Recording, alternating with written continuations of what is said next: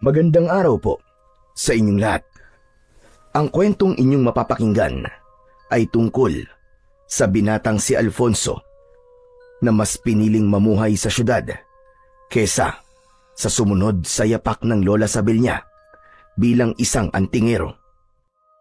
Ngunit nang malaman niya na may sakit ang lola niya, ay napilitan siyang bumalik sa kanilang baryo kasama ang kaibigan niya na si Eric.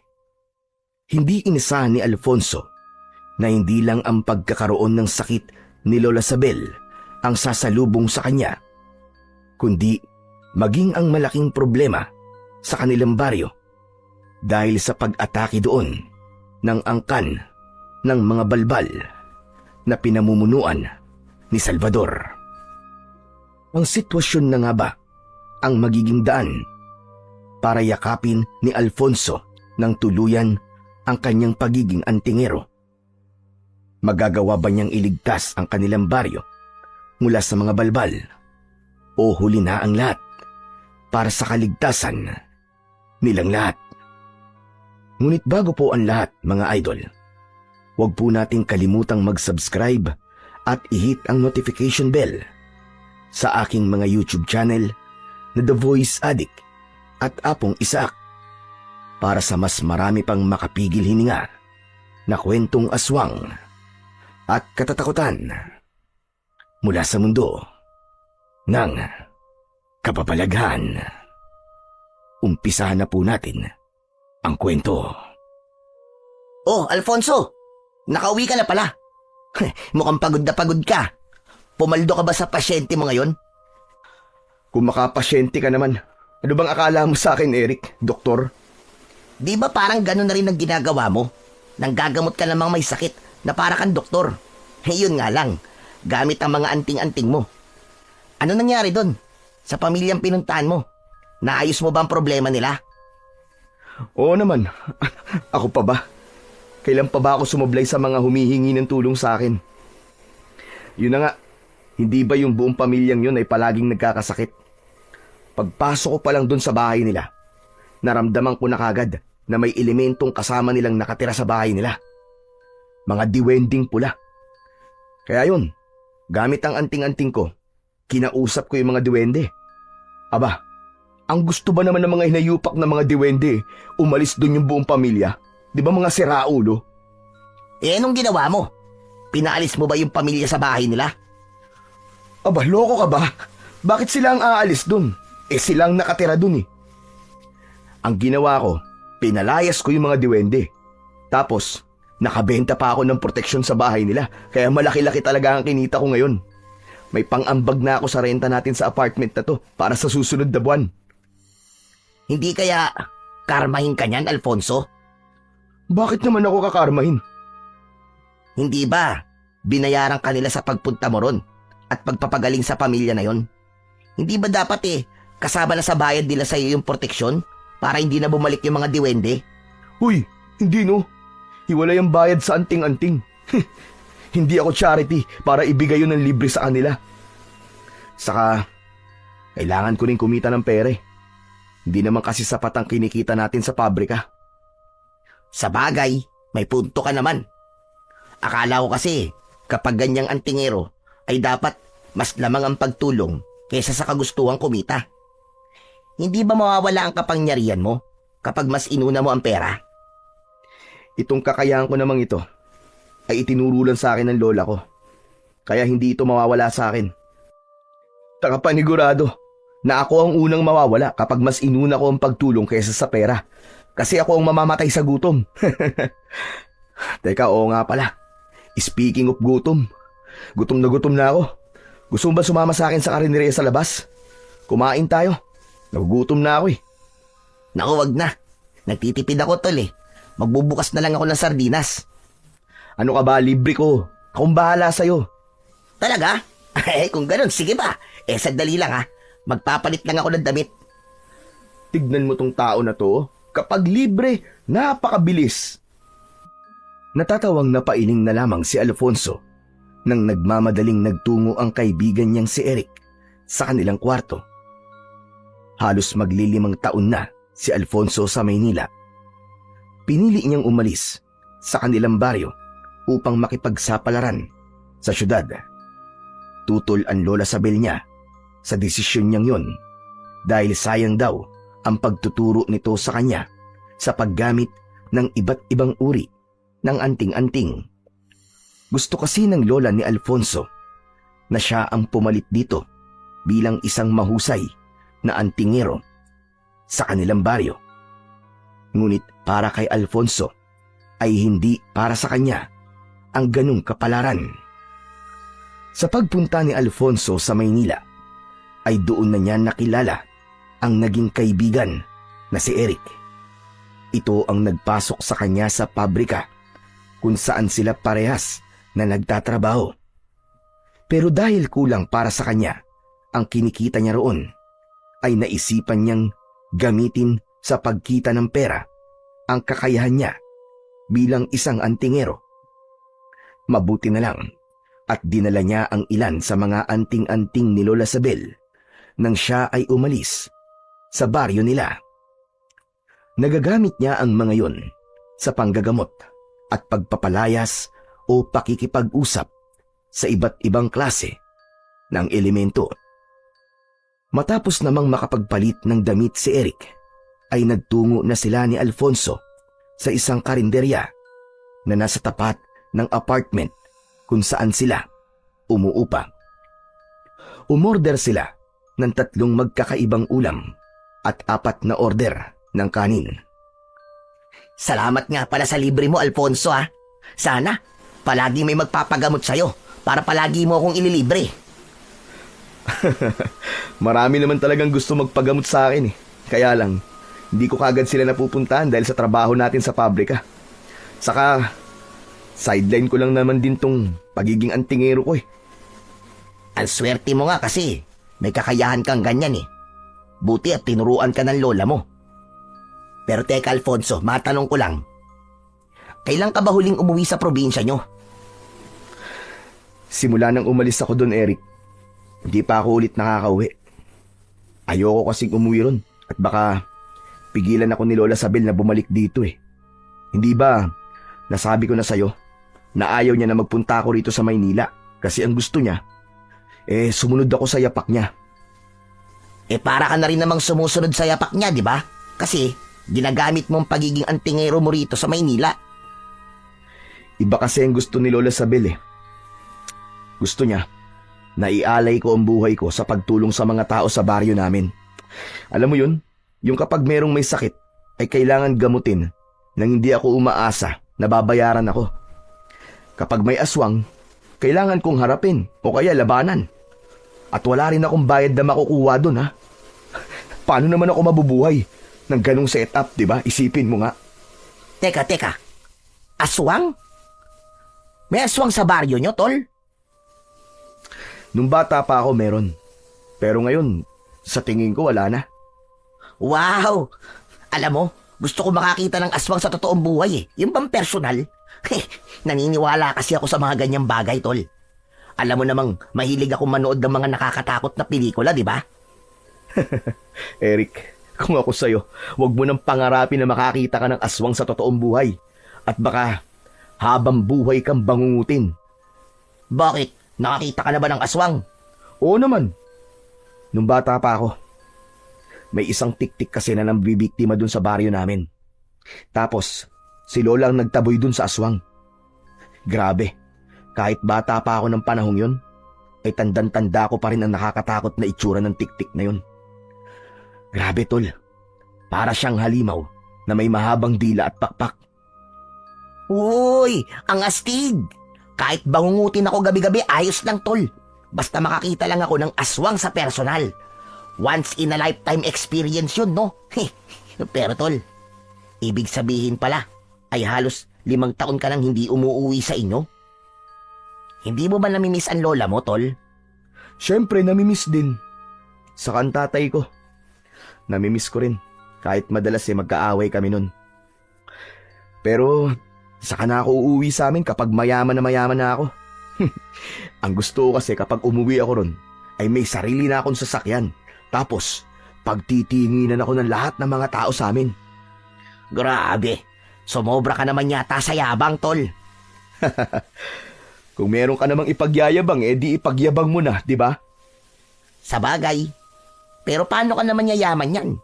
Hindi ka yayaman sa pagtatrabaho sa pabrika. Kaya nga nag-iipon ako ng pera na pang-asikaso sa pagtatrabaho ko sa abroad. Doon, siguradong makakaipon ako ng malaking halaga at yayaman ako. Tama ka. Wala talagang pag-asenso sa mga kagaya natin dito sa Pilipinas. Kailangan mo talagang mangibang bansa at matutong magtipid sa pera. Siyempre, kailangan mo rin mag-ipon. Hindi na nagsalita si Alfonso at itinuon na lamang niya ang kanyang atensyon sa pagkain. Ngunit habang kumakain siya, ay hindi niya naiwasang maalala ang kanyang lola Sabel at ang tatay niyang si Ruel. Sa dalawa, ay mas malapit siya sa lola niya. Masyado kasing istrikto ang tatay niya, kaya lumaki siya na malayo ang loob dito. Madalas pa silang magkaaway noon at nagkakasagutan. Isa rin yun sa dahilan kung bakit ninais niyang makaalis sa lugar nila. Alam niya na ang paglayo sa pamilya niya ay isang malaking hakbang upang matuto siyang tumayo sa sarili niyang mga paa nang walang nagsasabi kung ano ang mga dapat o hindi niya dapat gawin. Kinabukasan ay maagang nagising sina Alfonso at Eric para pumasok sa pabrika. Pagdating nila sa pabrika ay agad silang nagsimulang magtrabaho.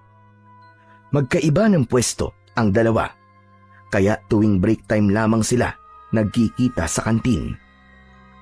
Nang sumapit ang break time, ay nagpunta si Alfonso sa kantin at nakita niya si Eric na mag-isang kumakain sa lamesang nasa sulok.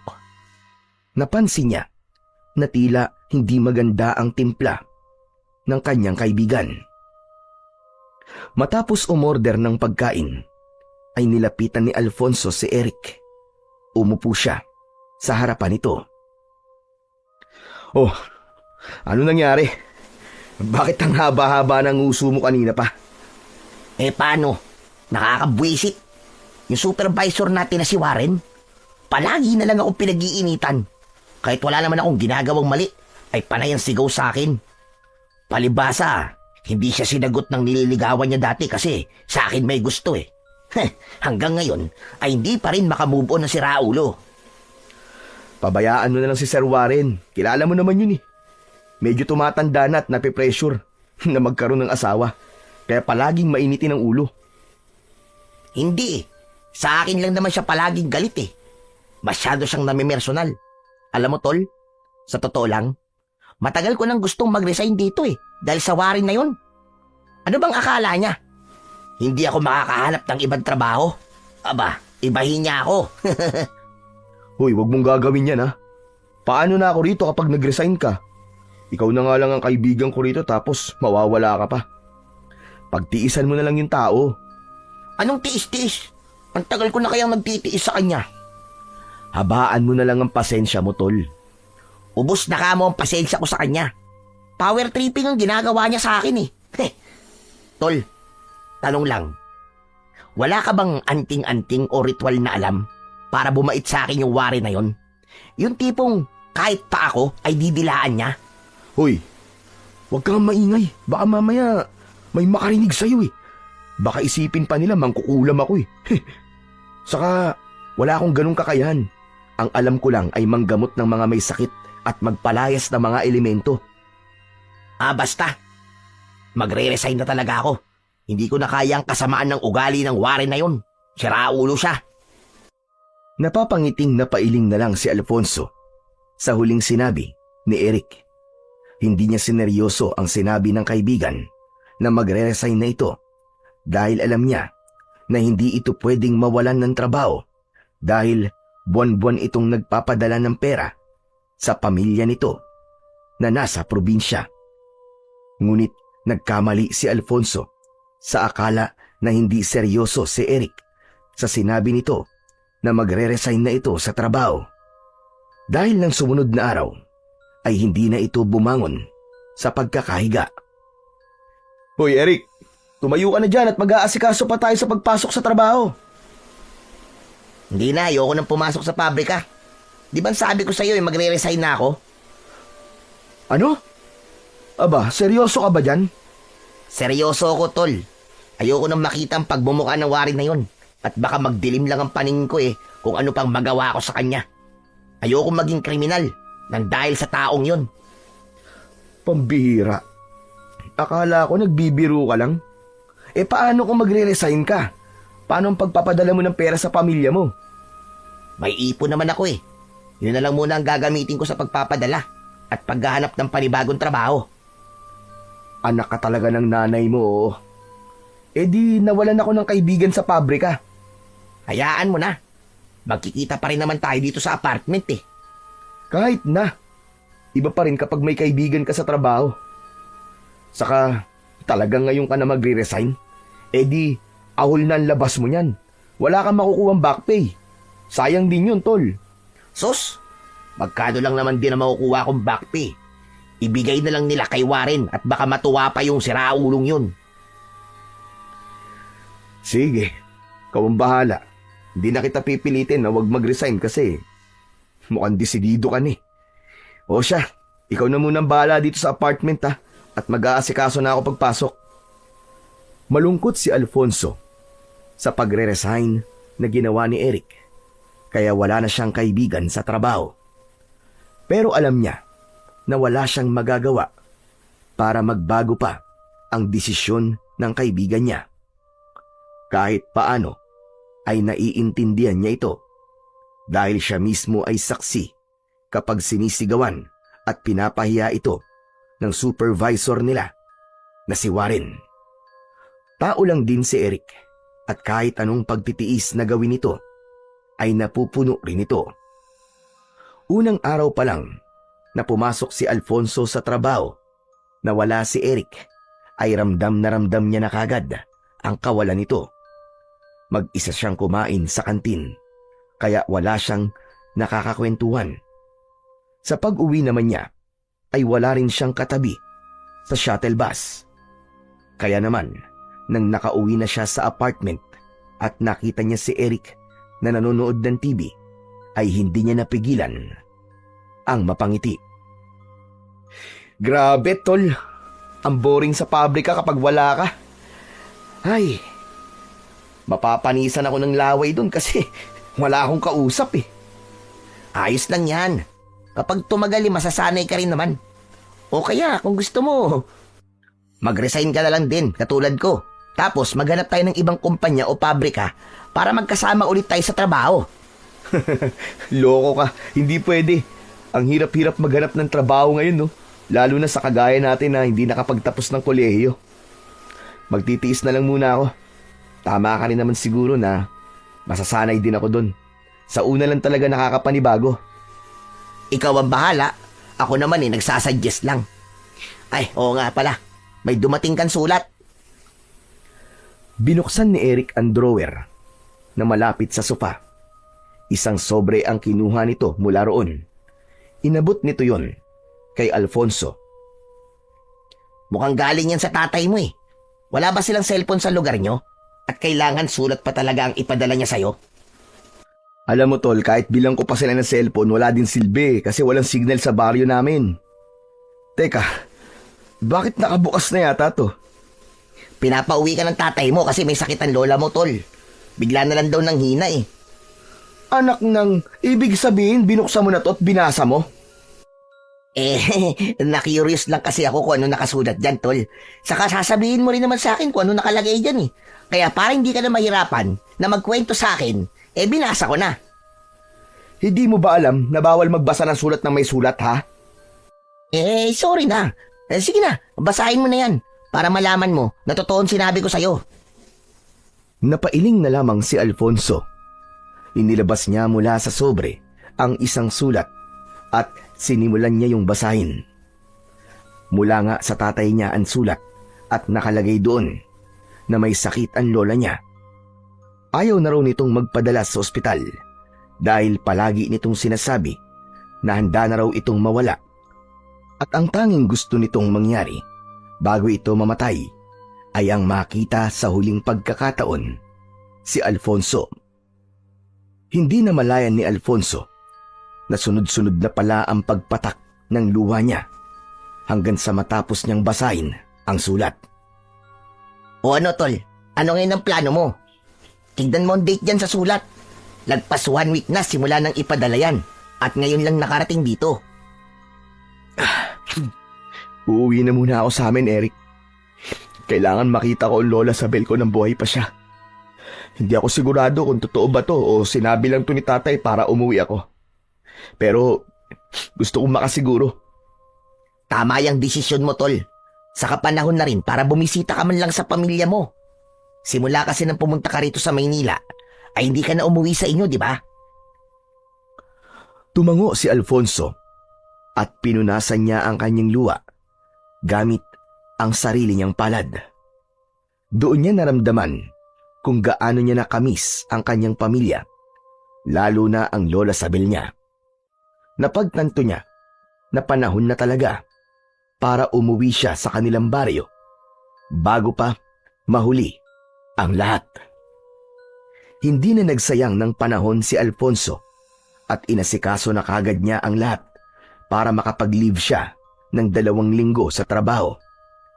Naintindihan naman ng management ng pabrika ang sitwasyon niya, kaya mabilis na naaprubahan ang kanyang leave. Matapos yun, ay ipinaalam na niya kay Eric kung kailan siya aalis. Sa araw ng pag-alis ni Alfonso, ay mas lalo siyang kinabahan dahil sa maaari niyang madatnan sa bahay nila. Matapos niyang mag-empake, ay binuhat na niya ang isang traveling bag. Paglabas niya ng kwarto, ay nagtaka siya nang makitang nakabihis din si Eric at may bag na nakasukbit sa likod nito. Oh, aalis ka rin ba? Alam ko na. Siguro uuwi ka rin sa probinsya nyo, no? Kasi naiinip ka dito sa apartment. Hindi mo kaya mag-isa dito, no? Tama ka, tol. Aalis din ako, papunta sa probinsya. Pero hindi sa probinsya namin, kundi sa probinsya nyo. Ha? Ano? Teka, hindi kita maintindihan eh. Ang hina mo naman, Alfonso. Ibig sabihin, sasama ako sa'yo. At bakit ka naman sasama sa akin? Ano naman gagawin mo ron? Tulad na sinabi mo, ayoko mag-isa dito sa apartment ng 2 linggo lang. Maiinip lang ako rito. Saka naisip ko na kailangan mo ng moral support sa pag-uwi mo sa inyo. Sino pa ba ang magbibigay sa'yo nun? Kundi ang nag-iisa mong kaibigan. Di ba? O bakit? Ayaw mo ba akong isama? Hindi naman sa ayaw ko, pero hindi ako magpupunta ron para magbakasyon. Alam mo naman ang dahilan kung bakit ako uuwi sa amin, pambihira ka, oo. Alam ko nga. Pero ikaw, hindi ka magbabakasyon, pero ako, magbabakasyon ako doon. Saka, matagal ko na rin gustong makapunta sa lugar nyo eh. Hindi ba ang sabi mo may magandang talon doon? Gusto kong makita yun, tol. Ano? Pumayag ka na kasi. Sa tingin mo ba makakatanggi pa ako? Nakaimpake ka na. Mas nauna ka pa yatang mag-impake kaysa sa akin eh. Ang totoo niyan, kagabi pa ako nag-impake para hindi ka na makatanggi. O, kita mo na? Sige na. Sumama ka na sa akin. Sayang naman yung pag-iimpake mo kung hindi kita isasama. O tara na, mahaba-haba pa ang biyahe natin papunta ron. Wala nang nagawa si Alfonso, kundi hayaan si Eric na sumama sa kanya. Naisip niya rin na mas maganda kung kasama niya ang kaibigan niya para hindi siya masyadong mainip sa mahabang biyahe. Unang sumakay ng bus sina Alfonso at Eric. Inabot sila ng halos 8 oras sa bus bago sila bumaba sa isang lumang bus station. Matapos yun, ay umarkila sila ng isang tricycle na siyang maghahatid sa kanila sa mismong baryo kung saan nakatira si Alfonso. Habang paikli ng paikli ang distansya nila sa bahay ni na Alfonso, ay unti-unti nang naging pamilyar kay Alfonso ang dinadaanan nila. Maraming samot-saring alaala ang bumalik sa kanyang isipan. Mga alaala na mula pa noong kabataan niya hanggang sa tuluyan siyang nagbinata. Hindi nagtagal ay huminto na ang tricycle sa tapat ng isang bahay na may katamtamang laki na nasa gitna ng isang malawak na bakuran. Sa paligid ng bahay ay may mga nakatanim na mga puno at iba't ibang uri ng mga halaman. Bumaba na si Alfonso at Eric matapos nilang magbayad sa tricycle driver. Kahit nakaalis na ang tricycle, ay nanatiling nakatayo si Alfonso sa harapan ng kanilang bahay na wala pa ring pinagbago. O ano, tol? Tatayo na lang ba tayo rito o papasok na tayo sa bahay nyo? Napakainit dito, oh. Ang sakit sa balat ng sikat ng araw. Sige, tara na tol. Naunang naglakad si Alfonso. Nakabukas ang pinto ng bahay at nang sumilip siya ay wala siyang nakitang tao. Tuluyan na siyang pumasok habang nakasunod si Eric sa kanya. Nagulat sila nang may isang matangkad na lalaki ang biglang pumasok. Pawisan ang lalaki. May dala yung palakol. Natakot si Eric at nagtago ito sa likod ni Alfonso. Ano ka ba? Huwag kang matakot. Tatay ko yan, si Raulo. Ay, ganun ba? Akala ko kasi kung sino eh. Parang si Mananabas eh. May dala kasi siyang palakol. Alfonso, nandito ka na pala. Kanina ka pa ba? Hindi naman po. Kakarating lang po namin. Tay, ito nga po pala si Eric, kaibigan ko. Eric, siya ang tatay ko, si Mang Ruel. Nice to meet you po, boss. Kumain na ba kayong dalawa? May pagkain pa sa kusina. Sandali lang, at ipaghahanda ko muna kayo. Mamaya na po kami kakain, Tay. Gusto ko po munang makita si Lola. Tol, nagugutom na ako eh. Kanina pa kumakalaman sikmura ako eh. Sige, ikaw na lang munang maunang kumain, Tol. Busog pa naman ako eh.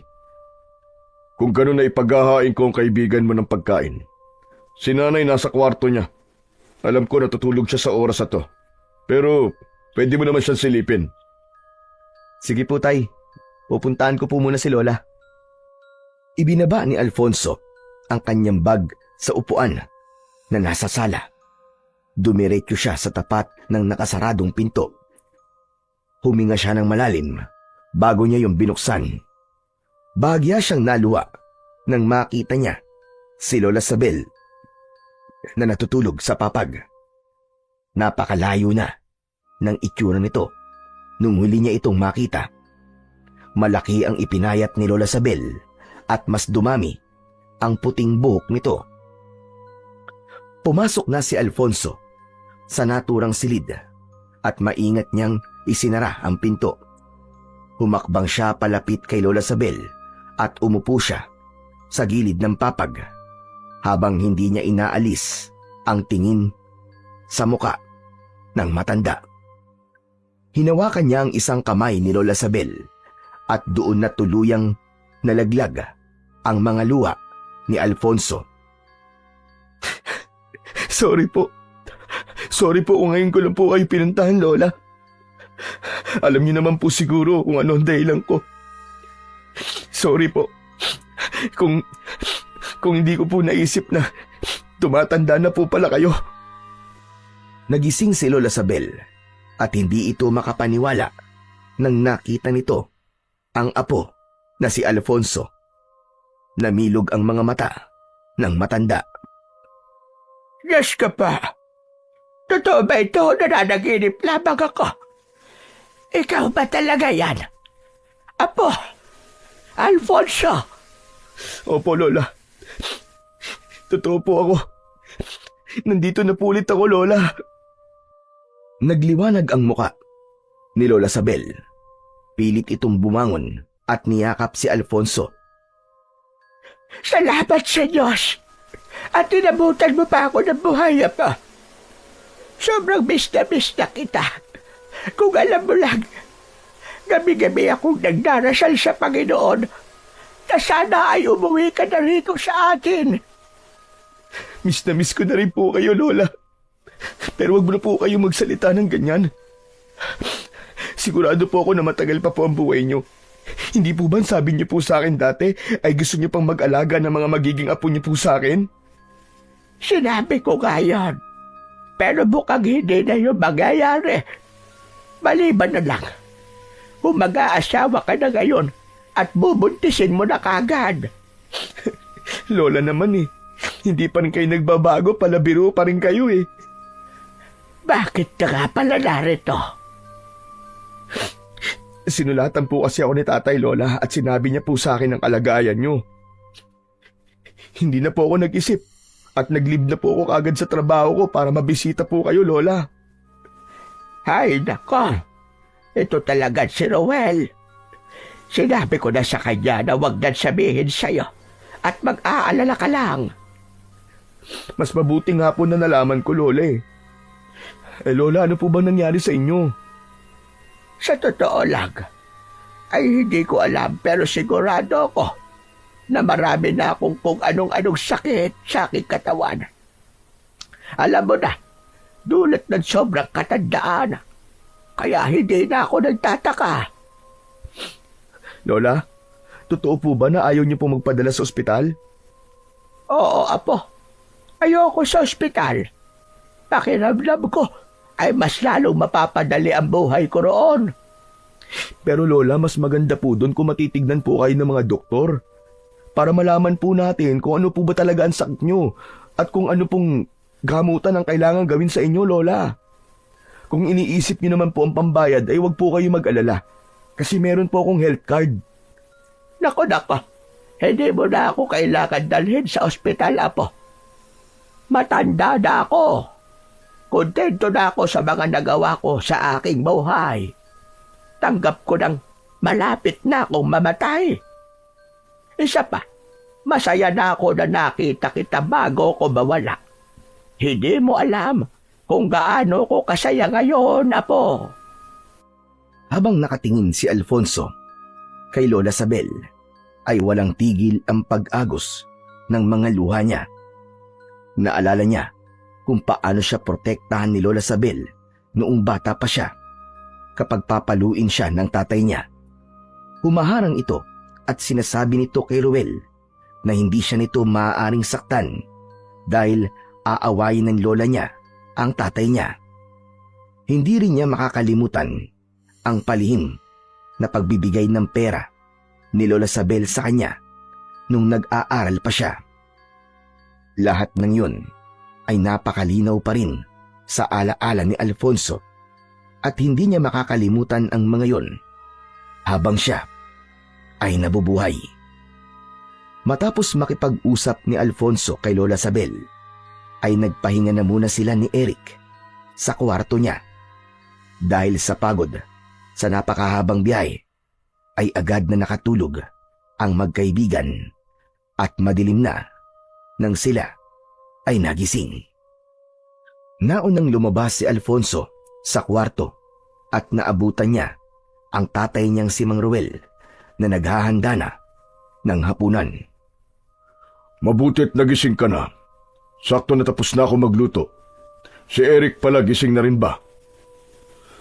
Gising na rin po siya, Tay. Lalabas na rin po yun maya-maya. Tay, si Lola po ba? Kasabay po natin kakain. Hindi na niya kayang umupo na matagal kasi mahina na talaga ang katawan niya, anak. Ang ginagawa ko ay pinapakain ko siya sa kwarto niya. Kapag kailangan naman niyang gumamit ng banyo, binubuhat at inaalalayan ko naman siya. Pagkatapos natin kumain, ay papakainin ko na rin siya. Pwede po bang ako na lang po ang gumawa nun mamaya, Tay? Aba, oo naman. Siguradong matutuwa ang nanay kapag ikaw ang nagpakain sa kanya. Alfonso anak, masaya ako na umuwi ka rito sa atin, kahit pansamantala lang. Talagang gusto ng lola mo na makita ka bago siya mawala.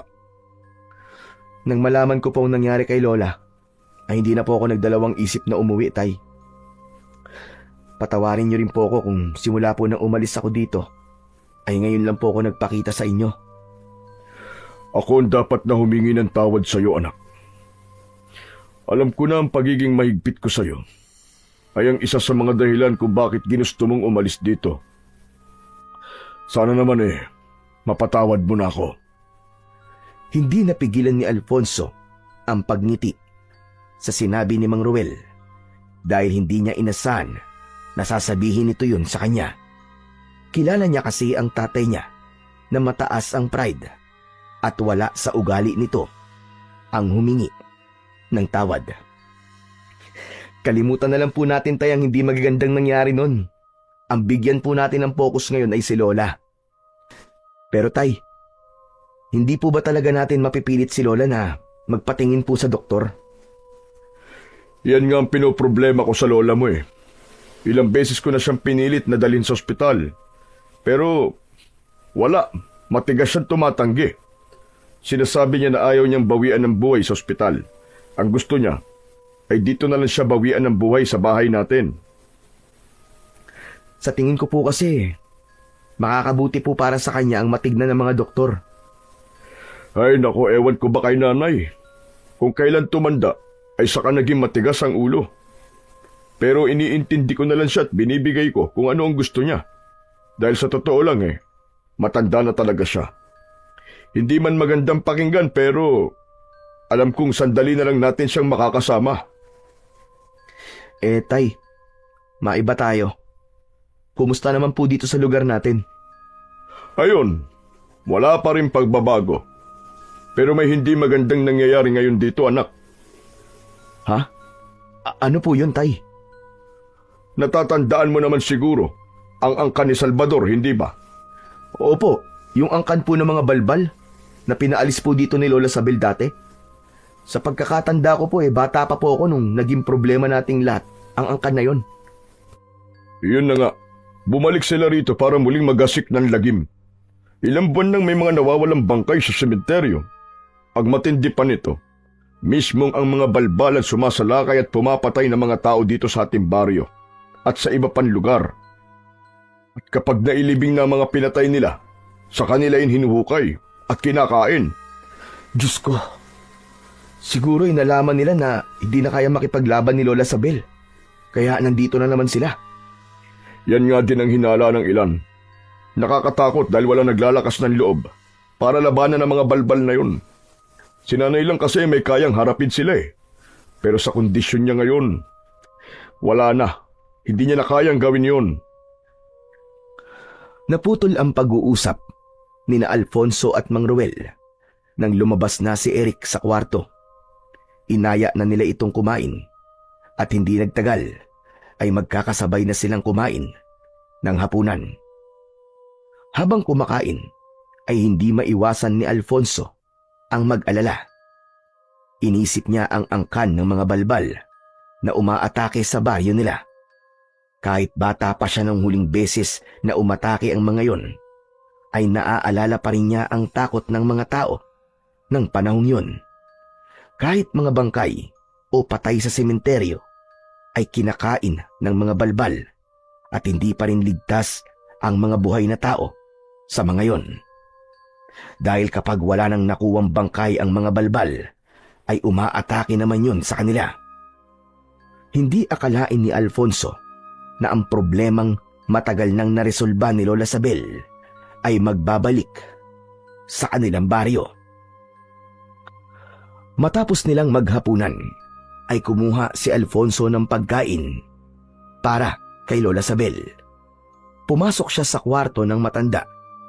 Nadala ang pagkain nito at isang baso ng tubig. Agad nang ngumiti si Lola Sabel nang makita nito si Alfonso.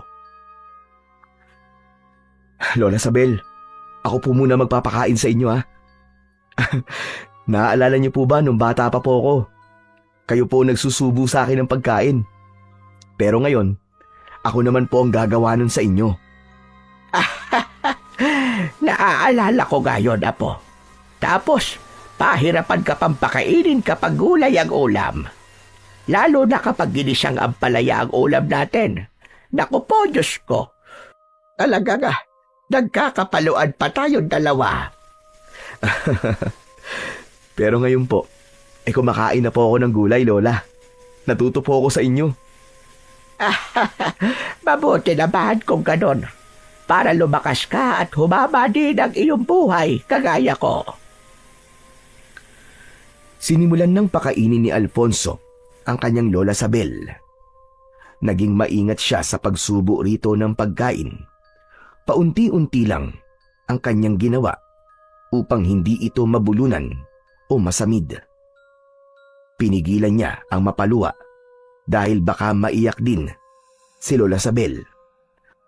Oo nga pala, Apo. Alam kong nung umalis ka rito ay dinala mo ang ilan sa aking mga anting-anting. Matanong ko lang sa iyo, hanggang ngayon ba ay marunong ka pa rin gumamit ng mga anting-anting? Natatandaan mo ba yung mga itinuro ko sa iyo? Oo naman po, Lola. Kilala niyo po ako. Matalas po ang memorya ko. Saka alam niyo po ba na ginagamit ko po sa Maynila ang mga itinuro niyo po sa akin?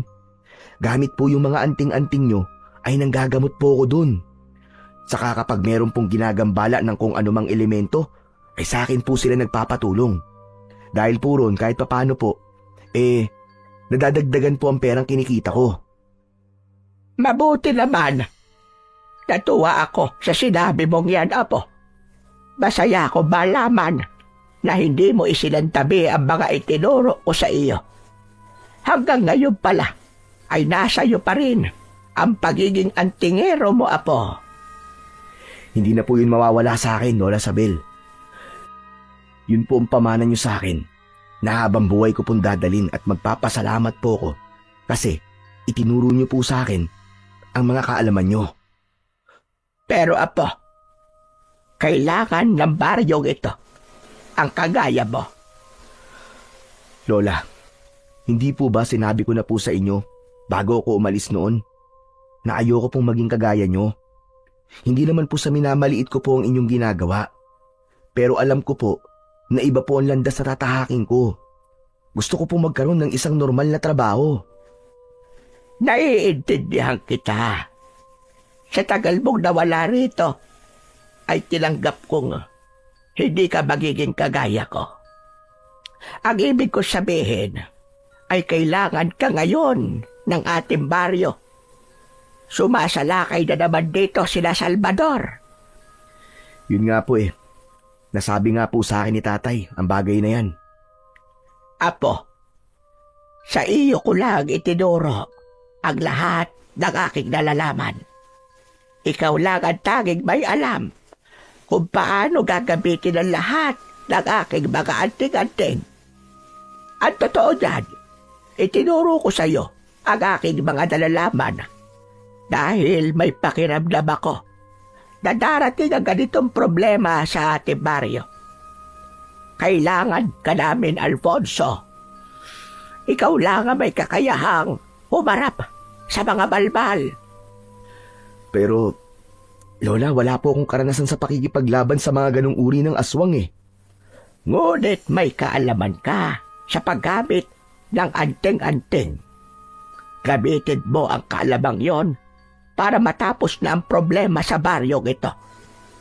Nakakaawa ang mga bangkay ng mga namayapa nating kababayan na nilalapastakan ng mga balbal.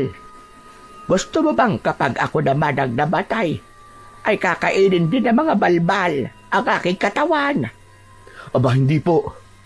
Hindi po ako papayag na gawin nila yun sa inyo, Lola. Saka, Lola, hindi pa po kayo mamamatay. Malakas po ang aking kutob na mahaba pa po ang buhay nyo. Hindi rin natin masasabi ang mga pwedeng mangyari sa susunod na mga araw. Maaaring bukas o makalawa ay mababaalam na ako.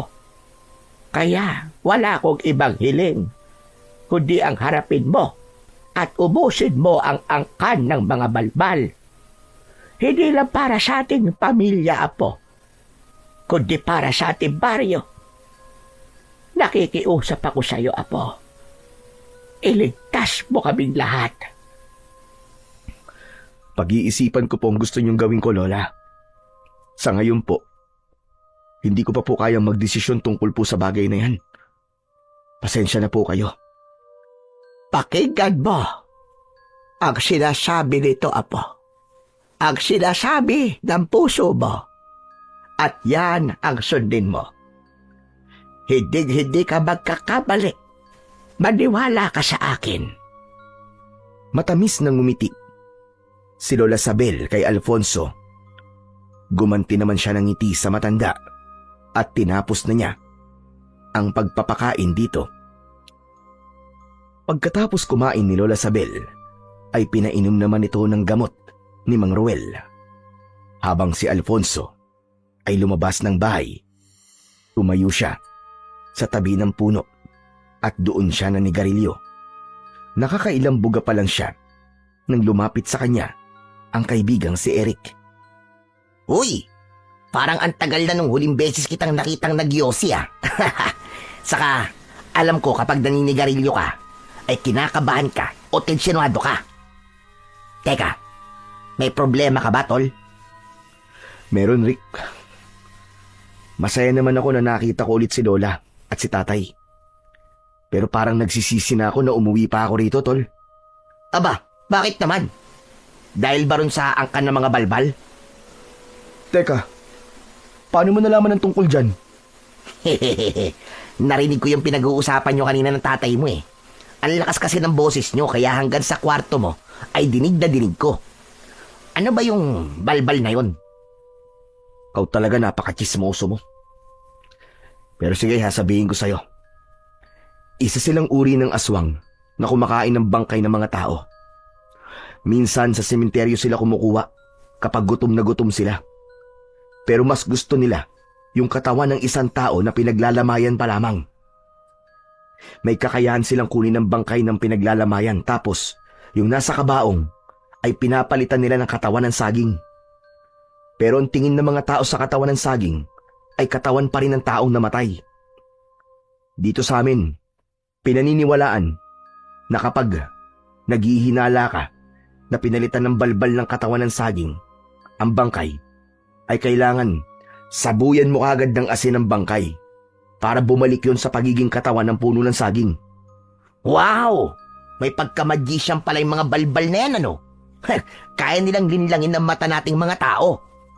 Sinabi mo pa. Ano pala yung problemang sinasabi mo? Bakit nasabi mong nagsisisi ka na bumalik ka rito? Paano? Si Lola Sabel kasi. Gusto niya na labanan ko yung mga balbal na yun gamit ang mga anting-anting niya. Tol, hindi sa'yo akong tumulong. Mahal ko rin naman ang baryong to, sobra. Pero wala akong kasanayan sa pakikipaglaban sa mga aswang at alam kong hindi sapat ang mga anting-anting para matalo ko sila. Talagang pinipilit ako ni Lola eh. Noon kasi, napalayas na ni Lola Sabel ang angka ng mga balbal na yun. Pero, hindi niya na yung kayang gawin ngayon. Dahil matanda na siya. Mahina na ang katawan niya. Tol, hindi mo ba naiisip? Kaya gusto ng lola mo na gawin mo yan. Dahil malaki ang tiwala niya sa'yo. Tol, isipin mo to ha. Lola mo na mismo nagsabi sa'yo na labanan mo mga balbal. Sa tingin mo ba ipapahama ka niya? Hindi naman, di ba? Ibig sabihin, sigurado siya na kaya mo matalo ang mga balbal na yun. Natigilan si Alfonso sa sinabing yun ni Eric. Nakuha niya ang punto ng kanyang kaibigan. Doon lang niya napagtanto kung gaano katindi ang kagustuhan ni Lola Sabel na maging mapayapa ng muli ang kanilang baryo. Kaya naman, unti-unti nang nagbago ang kanyang isip at tila may maliit na boses na bumubulong sa kanya na kailangan niya ng sundin ang gusto ni Lola Sabel. Bago matulog, ay pinag-isipan ni Alfonso ng gusto kung dapat ba niyang harapin ang mga balbal. Hindi pa rin siya makapagdesisyon sa kung ano ang dapat niyang gawin. Nakatulugan na lang niya ang pag-iisip nang wala pa siyang nagiging buong desisyon. Kinabukasan ng umaga, napansin ni Alfonso na tahimik ang tatay niya kaya hindi niya napigilan ang mag-usisa. Tay, okay ka lang po ba? Kanina pa po kasi kayo nakatulala eh. Hindi niyo na po nagalaw yung kape niyo. Malamig na po yan. Pasensya ka na. Hindi kasi maalis-alis sa isip ko yung narinig kong kwentuhan sa panaderya nung bumili ako doon kanina ng pandesal. Narinig ko na may nabiktima na naman ng mga balbal. Ha? Sino po? Si Ninang Irene mo. Namatay kasi yun nung isang araw dahil sa sakit eh.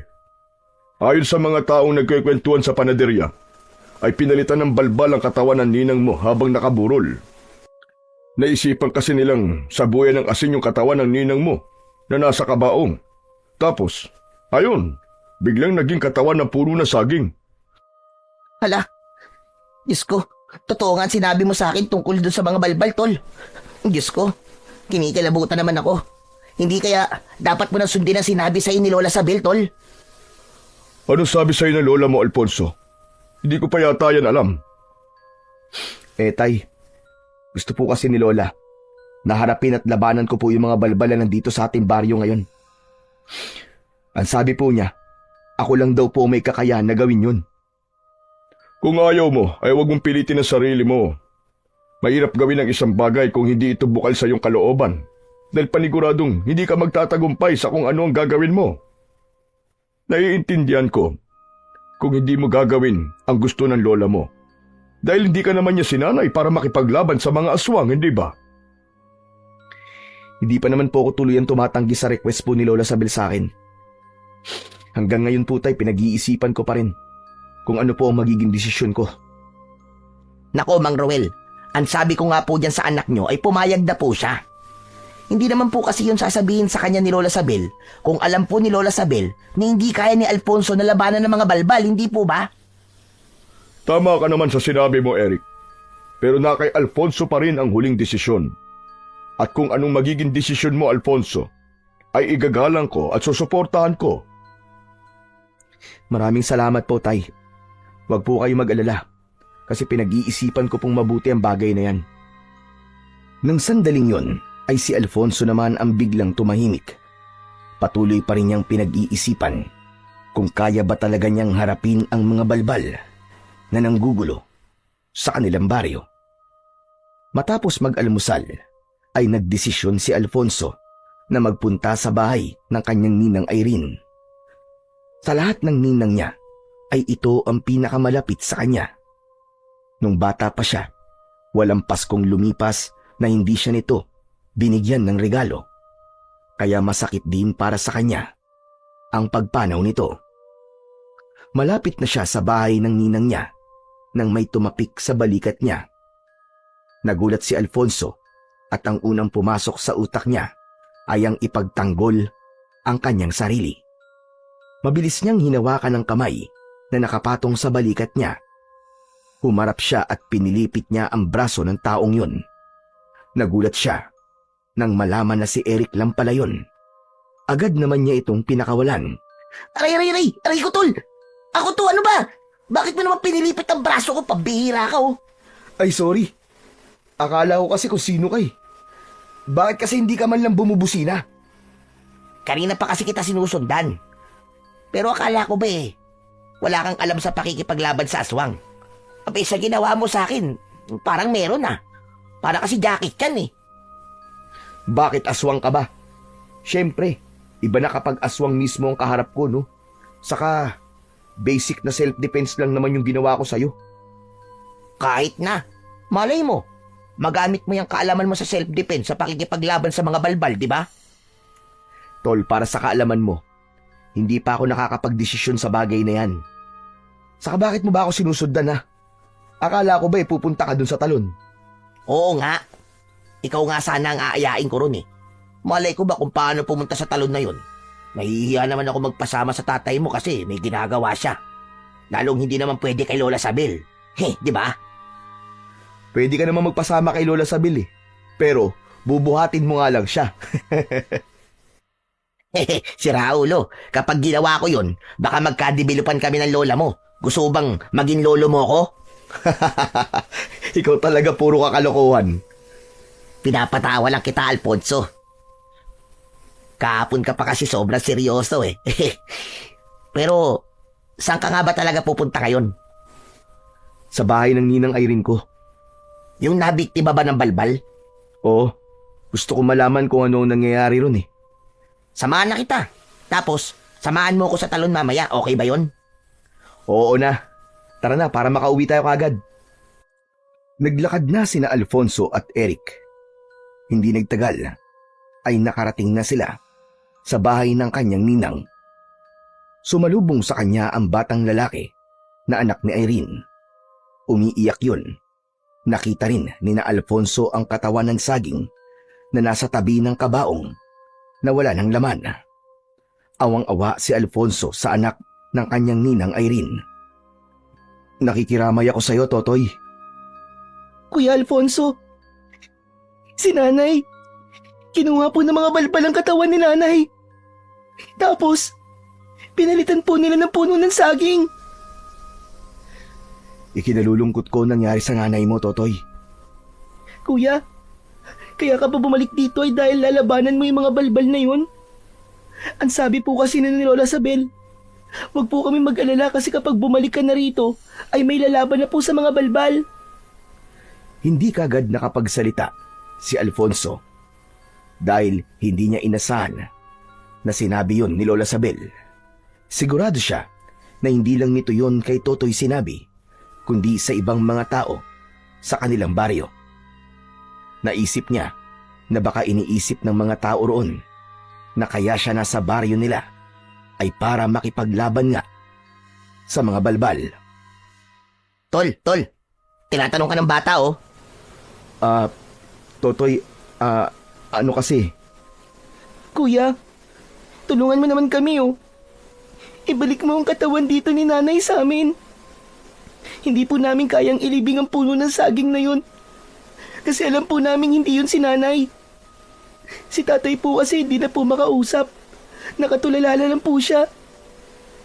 Parang awa mo na, Kuya Alfonso. Tulungan mo po kami.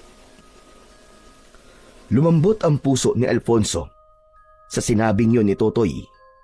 Masyado pa itong bata para maranasan ang ganong katindi na kalungkutan. Hanggang sa ginulo niya ang buhok ng bata. Huwag kang mag-alala, Totoy. Tutulungan ko kayo. Gagawin ko ang lahat para maibalik ang katawan ng nanay mo, pangako. Kahit paano ay nagliwanag ang muka ng batang si Totoy sa sinabi ni Alfonso. Mahigpit siya nitong niyakap at nagkatinginan sila ni Eric. Kahit si Eric ay hindi makapaniwala sa naging desisyon ni Alfonso. Matapos yun ay sinamahan na ni Alfonso ang kaibigang si Eric sa talon na nasa loob ng gubat. Hinayaan niya na maligo ang kaibigan niya sa malamig na tubig habang siya naman ay nakaupo lang sa malapad na bato. Nakatingin siya sa kawalan at pinag-iisipan niya kung tama ba ang naging desisyon niyang tulungan si Totoy. Nagulat siya nang sabuyan siya ng tubig ni Eric. Natatawa itong tumabi sa kanya. Ang lalim pala nitong talon nyo. Pero mas malalim yung iniisip mo, Tol ah. Iniisip mo na ba kung paano mo tutuparin yung ipinangako mo kay Totoy? Oo, Tol. Pero sa totoo lang, napasubo lang ako eh. Naawa lang ako dun sa bata. Naramdaman ko na gusto talaga niyang maibalik ang katawan ni Ninang Irene. Ayoko namang malungkot siya kaya pumayag na ako sa gusto niya. Bata lang pala magpapatiklop sa'yo eh. Siyempre bata yun eh. Naging bata rin naman ako. At talagang masakit ang pinagdadaanan ngayon ni Totoy.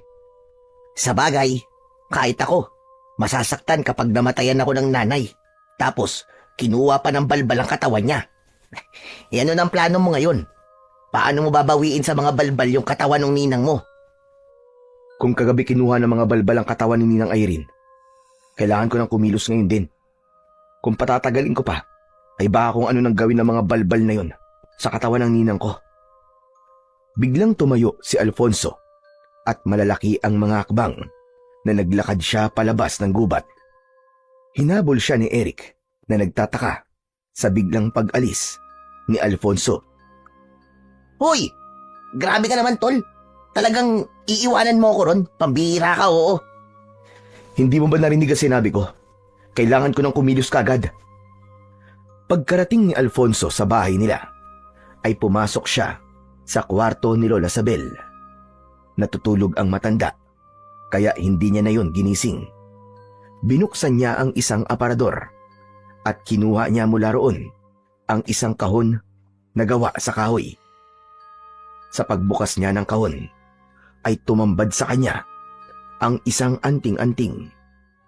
Isa yung kwintas na may palawit na hugis bilog. May mga nakaukit doon na mga sinaunang simbolo. Nang narinig ni Alfonso ang boses ni Lola Sabel, ay napalingon siya rito. Apo, anong ginagawa mo rito? Pasensya na po. Nagising ko po yata kayo, Lola. Bakit mo hawak-hawak ang anting-anting ko na yan? Lola Sabel, nakapagdesisyon na po ako. Haharapin ko na po ang angka ng mga balbal. Nagpunta po ako sa bahay ni Ninang Irene at nakausap ko po si Totoy. Humiling po si Totoy. Natulungan ko po siyang bawiin sa mga balbal ang katawan ng nanay niya. Hindi ko po kayang tanggihan si Totoy, Lola Sabel.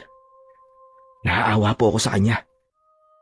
Salamat sa Diyos dahil nakapagdesisyon ka na.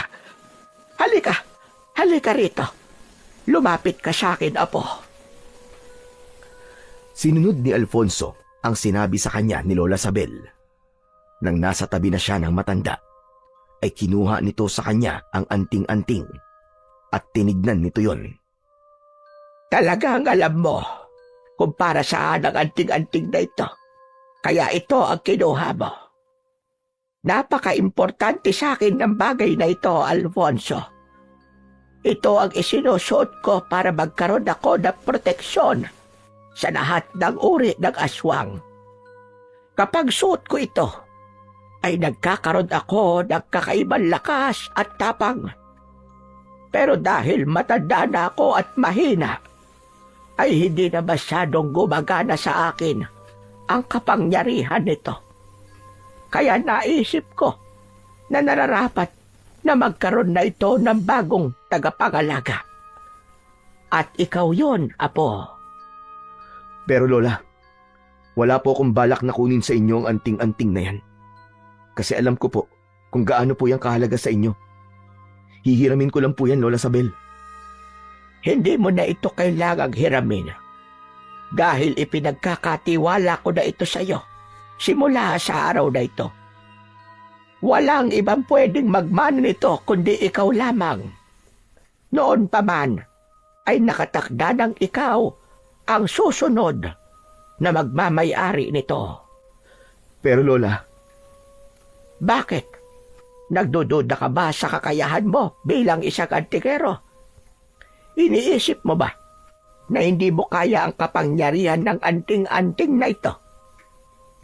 May tiwala ako sa iyo. Kaya dapat ay magtiwala ka rin sa sarili mo, Alfonso. Kaya ngayon, tatanungin kita. Handa ka bang tanggapin ang responsibilidad na kaakibat ng anting-anting na ito? Opo, Lola. Nakahanda po ko. Nangangako ka ba na gagamitin mo lamang ang kapangyarihan nito sa kabutihan at paglaban sa kasamaan? Nangangako po ko, Lola. Kung ganon, ay ipinapasa ko na sa iyo ang pangangalaga sa anting-anting na ito. Ikinilong ni Lola Sabel ang anting-anting sa mga kamay nito. Binulungan nito yon habang nakapikit. Matapos yon, ay isinabit na ni Lola Sabel ang anting-anting sa leeg ni Alfonso. Napapikit ng sandali si Alfonso nang naramdaman niya ang pagdaloy ng kakaibang init sa buong katawan niya. Parang may maliit na bultahe ng kuryente ang kumiliti sa kanya at alam niya na yon ay isang indikasyon na tinanggap siya ng anting-anting bilang bago nitong tagapangalaga. Nakangiting hinawakan ni Lola Sabel ang isang kamay ni Alfonso at nagtama ang mga mata nilang dalawa. Nakita ni Alfonso sa mukha ng lola niya ang labis na kasiyahan at ang tiwala nito na magagawa niyang magtagumpay na talunin ang angkan ng mga balbal. Nang lumabas si Alfonso sa silid ni Lola Sabel, ay nakita niya sina Eric at Mang Ruel na nasa sala habang nag-uusap. Pagkakita sa kanya ni Mang Ruel, ay marahan itong tumayo habang nakatingin sa suot niyang anting-anting. Sandali. Totoo ba itong nakikita ko? Suot mo ang anting-anting ng lola mo na ginamit niya noon sa pakikipaglaban sa mga aswang? Opo, Tay. Ipinamana na po to sa akin ni Lola. Ako na po ang bago nitong tagapangalaga. Kung ganon, ay totoo ang sinabi sa akin ni Eric. Nalalabanan mo na mga balbal dahil sa naawa ka kay Totoy. Hindi ko po kasi kayang tanggihan si Totoy. Awang-awa po ako sa kanya, Tay. Halos hindi ko nga po siya matignan. Naiisip ko rin po na isa rin po to sa dahilan kung bakit kailangan kong bumalik dito. At yun ay ang tuluyan ng ubusin ng angkan ng mga balbal na narito sa ating baryo. Dahil kung papalayasin lang natin ulit sila, ay malaki pa rin ang posibilidad na bumalik ulit sila rito. Kaya wala nang ibang paraan, kundi ay ang patayin silang lahat. Ngunit nag-aalala ko para sa iyo, anak. Pero gaya na sinabi ko sa iyo, kung ano ang maging desisyon mo ay susuportahan ko. Kaya hindi kita pipigilan sa gagawin mong yan. Malaki ang tiwala ko na magtatagumpay ka dahil mabuti ang iyong intensyon. Maraming salamat po, Tay. Malaking bagay po sa akin na alam kong may tiwala po kayo sa akin. Mas lalo pong lumakas ang loob ko na harapin ang mga balbal na yon. Pero kailangan ko na pong hanapin ang mga balbal kung nasan sila. Itatanong ko na rin po sa inyo kung alam niyo po kung saan po matatagpuan ang mga balbal. Hindi lingid sa kaalaman ng lahat ng mga tao rito kung saan naglulungga ang mga angkan ng balbal. Sa lumang sementeryo, doon sila nagtatago. Hindi ko alam kung saan eksaktong lugar sa sementeryo pero sigurado ako na naroon lang ang mga balbal. Kaya wala na nagpupunta sa lugar na yon dahil alam ng lahat na naroroon ang mga halimaw na yon. Kung ganon, kailangan ko na po magpunta ron habang maliwanag pa. Kailangan kong bawiin sa kanila ang katawan ni Ninang Irene. Mag-iingat ka, anak. Ipagdadasal kita. Matapos yon, ay nagpunta si Alfonso sa kusina at kinuha niya ang isang matalas na itak. Isinabit niya yon sa bewang niya. Palabas na sana siya ng bahay nang biglang humarang ang kaibigan niyang si Eric. Tol, sasamahan kita. Hindi kita pwedeng pabayaan na mag-isang pumunta ron. Pero Eric, masyadong delikado to. Dito ka na lang. Mas ligtas ka rito. Tama si Alfonso. Huwag ka na sumama sa kanya, Eric.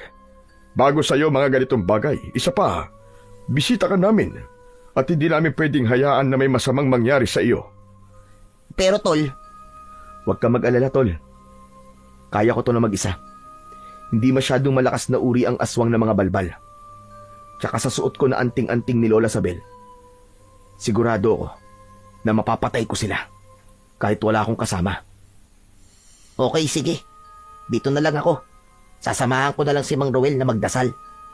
Basta Tol, mag-iingat ka. Hindi ako pwedeng bumalik sa Maynila na hindi ka kasama. Nagkakaintindihan tayo. Nakangiting tinapik ni Alfonso ang braso ni Eric at saka siya tuluyang lumabas ng kanilang bahay. Mag-isang tinahak ni Alfonso ang daan papunta sa lumang sementeryo. May kalayuan yun sa mga kabayan. Inabot siya ng halos kalahating oras bago siya nakarating doon. Nasa bukana pa lang siya ng sementeryo ay may kakaibang kilabot na siyang naramdaman. Bukod doon, ay nakaamoy din siya ng masangsang na amoy na maihahalin tulad sa nabubulok na karne. Marahang naglakad si Alfonso papunta sa loob ng sementeryo. Napansin niya ang mga libingan na sinadyang hukayin. May mga sira-sirang kabaon din siya na nakita. Mga walang yambalbal, pati mga nananahimik na patay. ay hindi na nila pinalagpas. Humanda kayo dahil tatapusin ko na kayo ng kasamaan nyo. Nang nasa gitna na siya ng sementeryo, ay iginala niya ang kanyang paningin sa paligid. Wala siyang nakitang senyales na may balbal sa paligid at puro nityo lamang ang nakikita niya. Pero malakas ang pakiramdam niya na nagtatago lang sa kung saan ang kanyang mga kalaban. Mga balbal! Magpakita kayo sa akin! Huwag kayong magtago! Harapin niyo ako! Tapusin na natin to! Katahimikan ng sagot na nakuha ni Alfonso. Nang sandaling yun ay palubog na ang araw, kaya unti-unti nang kumakalat ang dilim sa paligid. Alam niya na kapag tuluyang kumagat ang dilim, ay mahihirapan na siyang labanan ang mga balbal. Ganun pa man, nagtiwala siya sa anting-anting na ipinamana sa kanya ng kanyang lola Sabel. Kung hindi kayo magpapakita sa akin, ay hahanapin ko kayo!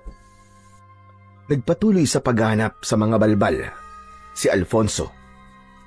Sinabi niya sa kanyang sarili na hindi siya uuwi nang hindi niya nauubos ang mga aswang na namemerwisyo sa kanilang baryo. Kailangan din niyang tuparin ang ipinangako niya kay Totoy. Nababawiin niya sa mga balbal ang katawan ng nanay nito. Sa pag-ikot ni Alfonso sa sementeryo, ay nakarating na siya sa dulong bahagi nun. Nang sandaling yon, ay tuluyan na ngang kumagat ang kadiliman sa paligid. Bilog na bilog ang buwan, at yun ang nagsisilbi niyang liwanag. Sa dulong bahagi ng lumang sementeryo, ay isang malaking hukay sa lupa ang nakita niya. Sumilip siya roon, at isang lagusan ang kanyang nakita. Nagkaroon siya ng hinala na yun ang hinahanap niya na pinagtataguan ng mga aswang na balbal.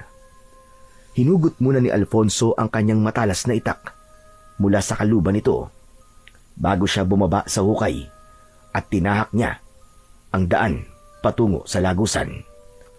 Nakayuko siya dahil hindi ganoon kataas ang lagusan. Habang lumilipas ang oras, ay patindi ng patindi ang nakakasulasok na amoy na naaamoy niya. Doon niya na siguro na yun na nga ang lungga ng mga balbal. Sa dulo ng lagusan ay may isang napakalawak na espasyo. Sa isang sulok ay naroon ang katawan ng kanyang ninang Irene. Nilapitan yun ni Alfonso upang malaman kung ginalaw na ba yun ng mga balbal. Nagpasalamat siya sa Diyos dahil mukhang hindi pa ginagalaw ng mga balbal ang katawan ng ninang niya. May kilabot siyang naramdaman habang nakatingin sa bangkay, ngunit isinantabi muna niya yon. Hanggang sa may narinig si Alfonso na mabibigat na mga yabag ng paa na paparating. Inihanda niya ang kanyang sarili dahil malakas ang pakiramdam niya na mga balbal ang mga yon. Hindi nagtagal ay dumating na ang 4 na balbal na nagulat pa nang makita si Alfonso. Nakakatakot ang itsura ng mga yon. May mahahabang dila, matutulis na mga kuko at pakpak na nakakabit sa braso ng mga yon. Payat ang katawan ng mga balbal at may kahabaan ang mga binti at braso. Sa wakas, nagpakita rin kayo sa akin, mga hayop kayo. Hindi ko inakala na darating ang oras na ito na kailangan kong makipaglaban sa inyo. Pero wala na tong atrasan. Uubusin ko talaga kayong lahat. Nasaan ang pinuno ninyo? Nasaan si Salvador? Walang nakuwang sagot si Alfonso sa kahit isa sa mga balbal dahil sabay-sabay na sumugod ang mga yon. Gumulong si Alfonso pakaliwa upang iwasan ang mga balbal. Mabilis siyang tumayo at tinaga ang isang balbal sa likod. Sumirit ang dugo ng balbal kasabay ng matinis nung pagsigaw. Katapusan mo na! Para to sa mga taong pinerwisyo nyo! Puwersang itinarak ni Alfonso ang itak sa batok ng balbal at tumagos yun hanggang sa liig nito. Walang buhay na bumagsak ang isang balbal habang ang natitirang 3 ay mas lalong nagalit Nagulat si Alfonso nang biglang dumating si Eric na may dalang sibat na gawa sa kawayan. Napasigaw si Eric nang makita ang mga balbal. Diyos ko po! Kay papangit na mga aswang na to! Eric, anong ginagawa mo rito? Hindi ba sabi ko sa'yo, doon ka lang sa bahay. Ang kulit mo. Hindi ko kasi kaya na hayaan ka mag-isang makipaglaban dito, tol eh. Kaya kinumbinsi ko talaga si Mang Ruel na payagan ako na sundan ka. Sumugod ang isang balbal papunta kay Eric. Hindi nakagalaw si Eric sa pagkabigla. Kaya naman, mabilis na tumakbo si Alfonso. Sinalubong niya ang balbal at sinaksak niya ito sa tapat mismo ng puso. Pagkahugot niya ng itak, ay ginilitan niya kagad yon sa leeg na agad nitong ikinasawi. Ang galing mo, bro! Yan ba walang experience sa pakikipaglaban? Huwag mo na nga akong binubola. Nakita mo na, hindi ka makagalaw kapag aatakihin ka ng balbal. Umalis ka na rito. Sige na, bilisan mo. Hindi ako aalis. Testing pa lang yun. Ngayon na talaga ako lalaban. Malakas na sumigaw si Eric at sinugod nito ang isang balbal. Pero nang malapit na si Eric sa balbal, ay umangil ng malakas ang balbal. Tumakbo pabalik si Eric at nagtago sa likod ni Alfonso. Tol! Galit na galit siya. Kung ayaw mong umalis, ay tumabi ka na lang. Sige na, kaya ko na to. Humakbang si Alfonso palapit sa dalawang balbal.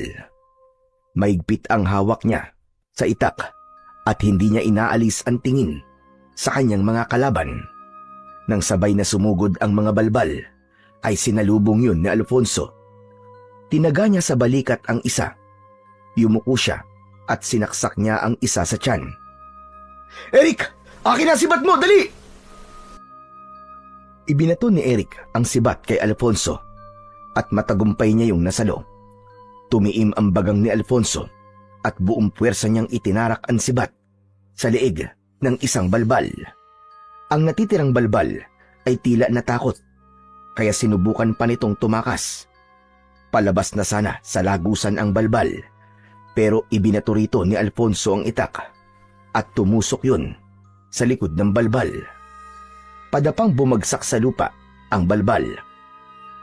Nilapitan ni Alfonso ang balbal at hinugot niya mula sa likod nito ang matalas na itak. Tinapakan niya ang likod ng ulo ng balbal. Napakarami niyong kinuwang buhay. Pati mga nananahimik na mga patay ay nilalapastangan niyo. Ang mga kagaya niyo ay hindi dapat nabubuhay dito sa mundo. Ngayon, sabihin mo sa akin kung nasan si Salvador. Nagpumiglas ang balbal at naramdaman ni Alfonso na wala itong balak na sagutin ang tanong niya. Kaya tinapos na niya ang buhay nito sa pamamagitan ng pagtarak ng itak sa likod ng ulo nito. Tuwang-tuwa na lumapit si Eric kay Alfonso. Kulang na lang ay magtatatalon ito sa labis na kasiyahan. Grabe, tol! Napakaastig mo! Tingnan mo!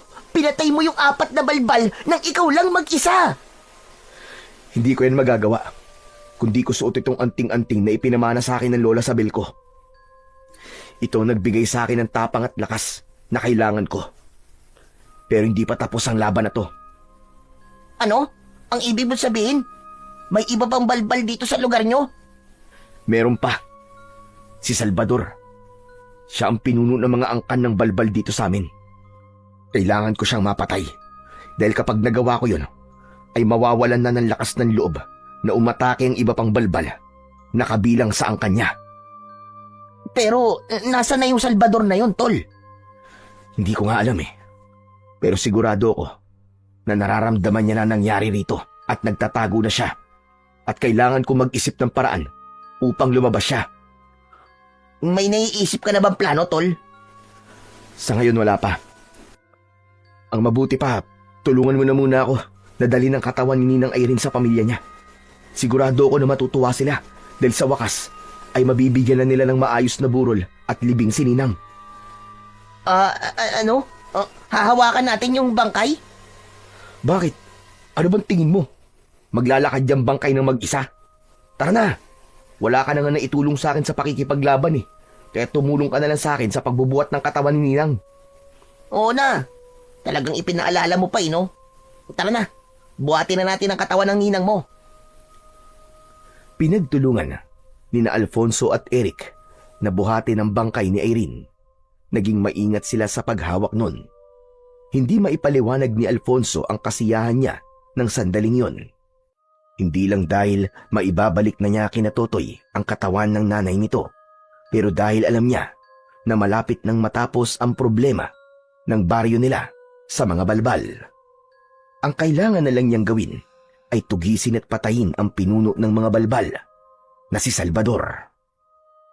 Matapos maibalik ni na Alfonso at Eric ang katawan ng kanyang ninang Irene sa pamilya nito, ay ibinalik na yon sa kabaong. Labis ang pasasalamat sa kanila ng pamilya ng ninang ni Alfonso, lalo na si Totoy na naiyak pa dahil sa sobrang tuwa. Maraming salamat, kuya. Salamat kasi ibinalik mo sa amin si nanay. Hindi ba, Totoy? Nangako ko sa'yo na babawiin ko sa mga balbalang nanay mo. Ngayon, mabibigyan niyo na siya ng maayos na libing. Hindi na sila nagtagal sa bahay ni na Totoy at nagsimula na silang maglakad pauwi. Pagdating nila sa bahay, ay nagtipon-tipon sila sa kwarto ni Lola Sabel. Hindi makapaniwala sina Mang Roel at Lola Sabel nang ikwento ni Alfonso ang nangyari sa pagpunta niya sa lumang sementeryo.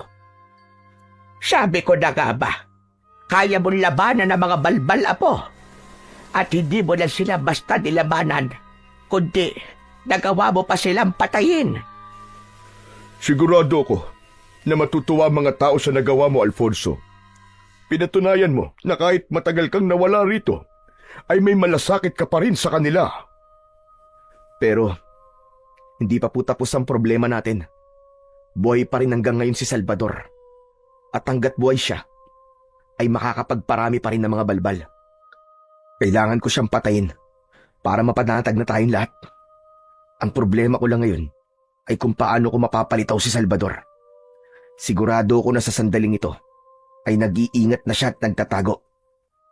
Hindi ba sabi nyo kumukuha ng patay ang mga balbal at pinapalitan nila ng puno ng saging? Meron pa bang ibang pinaglalamayan dito sa inyo? Baka dun sunod na atake si Salvador, di ba? Sa pagkakaalam ko, ay wala nang ibang pinaglalamayan dito maliban kay Irene. Pero duda ko na babalik doon si Salvador.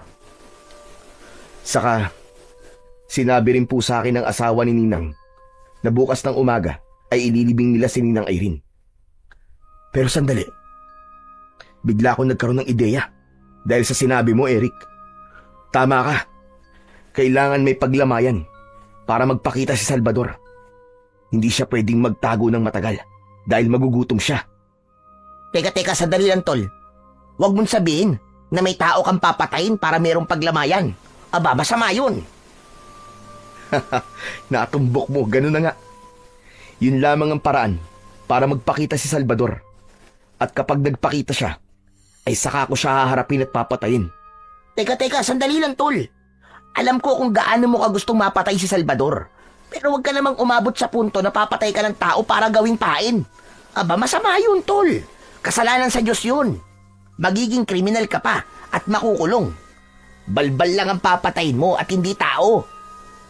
Ang OA mo naman. Sa tingin mo ba literal akong papatay ng tao? Hindi ba yun ang sinabi mo? Oo nga. Pero hindi totoong papatay ako ng tao. May kailangan lang magpanggap na patay. At siya ang magiging pain natin kay Salvador. Maganda yung naisip mong plano, apo. At sa tingin ko, ay alam ko na kung sino ang dapat na magpanggap na patay para talagang magpakita na si Salvador. Sino po, Lola Sabel? Sino pa?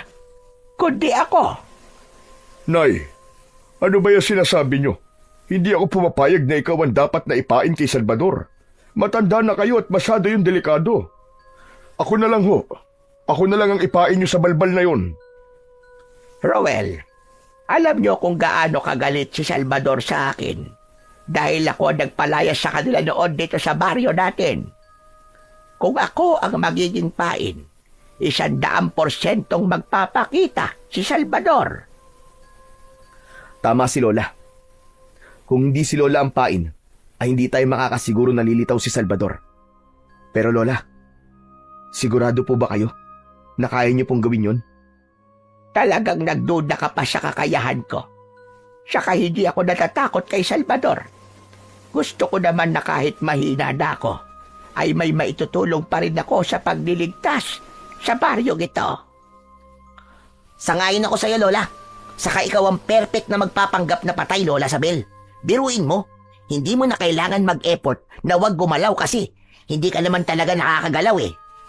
Abat, bastos pala bunganga na kaibigan mong ito, Alfonso. Hoy, ikaw, Eric. Baka gusto mong ikaw ang paglabayan. Joke lang po yun, Lola. Kayo naman, nagbibiro lang ang tao eh. Kung ganun, ayos na. Buo na ang plano natin. Kailangan na natin itong gawin. Hindi na natin ito dapat patagalin dahil baka makaisip pa ng plano si Salvador laban sa atin. Nang sandaling yon, ay lumakas ang loob ni Alfonso dahil sa planong nabuo nila. Ipinagdasal niya sa Diyos na sana ay magtagumpay sila at yun na ang maging paraan upang matalo nila ng tuluyan si Salvador. Agad na kumilos sina Alfonso at Mang Ruel. Palihim nilang kinausap ang mga tao sa baryo nila upang ipaalam ang plano nila upang tuluyang mapatay si Salvador. Kailangan nila ang kooperasyon ng lahat upang maging kapanipaniwala ang pagpapanggap ni Lola Sabel na ito ay pinaglalamayan. Nakuha naman nila ang suporta ng mga tao. Lahat ay sumang-ayon sa partisipasyon na maaaring gawin ng mga ito sa plano ni na Alfonso. Hindi na nagulat si Alfonso sa pagkakaisa ng lahat dahil alam niya na matagal nang gustong matapos ng lahat ang kasamaan ng mga balbal sa baryo nila. Nang sumunod na araw ay sinimulan na nila ang pagpapanggap na patay na si Lola Sabel. Nagkunwari sila na merong burol sa kanilang bahay. Kinagabihan ay inihiga nila sa kabaong si Lola Sabel. May ilang mga tao ang naroon na kunwari ay nakikipaglamay habang si Alfonso ay nasa isang tabi lang at nagmamasid sa paligid. Maya-maya pa ay lumapit si Mang Ruel sa kanya. Anak, sigurado ka ba? Nauubra tong plano natin? Kinakabahan pa rin ako eh. Sa totoo lang, Tay, hindi po ako sigurado. Pero kailangan po natin subukan. Wala tayong magagawa. Baka tama po si Lola na kung siya po magpapanggap na patay, ay magpapakita po sa atin si Salvador. Kailangan natin ito subukan. Sana nga ay maging epektibo tong plano natin. At sana rin mapatay mo na si Salvador upang matapos na ang problema dito sa ating baryo. Sa totoo lang, anak, hindi ko inaasahan na gagawin mo to eh. Ang akala ko, nung umalis ka rito sa ating baryo, ay wala ka nang pakialam sa amin. Kaya naman na magdesisyon kang labanan ng mga balbal, ay sobra talaga akong natuwa. Oo, inaamin ko. Natatakot ako sa maaaring mangyari sa iyo, anak. Pero sa kabila nun, masayang masaya ako dahil nakikita namin ang malasakit mo sa baryo kung saan ka isinilang. Marami po kasi ako napagtanto. Buwat nang bumalik po ako rito, Tay. Lalo na nang nalaman ko na umaatake na naman dito ang mga balbal. Naisip ko po na kahit hindi na ako nakatira rito, ay nandito pa rin kayong dalawa ni Lola. At kailangan ko masiguro na ligtas ang lugar na ito para sa inyo. Ayoko pong pagbalik ko ng Maynila ay nag-iisip ako kung ligtas ba kayo dito o hindi. Kaya kailangan na talagang matapos sa mga balbal na yan. Natigilan si Alfonso nang may naramdaman siyang kakaiba sa paligid.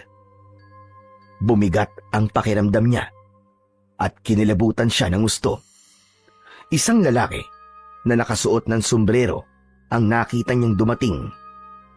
Bahagya yung nakayuko, kaya hindi niya nakikita ang mukha nun. Dumiretso ang lalaki sa harapan ng kabaong ni Lola Sabel.